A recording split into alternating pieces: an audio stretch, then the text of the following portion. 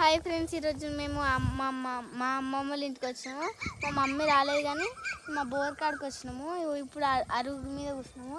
ఎండనైతే కొడతలేదు. ఇప్పుడు మేము ఇక్కడ కూర్చోగా నేను నీళ్ళు స్టార్ట్ అయింది మొత్తము. మా పెద్దాడి వాళ్ళు వస్తారంట, ఏదో పని ఉందంటే ఆడ పోయి వేసుకుంటారంట. ఇక నేను మా డాడీ పడిన వచ్చిన తొలక రానంటే మా చేనులో పని ఉన్నది. ఏం పని నాకు తెలియదు. ఈడ బోరు వస్తుంది. మా మామూలు ఈడ టమాటా చెట్లు పెట్టిండ్రు, తెంపిర్రు, అయిపోయినాయి, తీసేసిర్రు ఆ చెట్లు.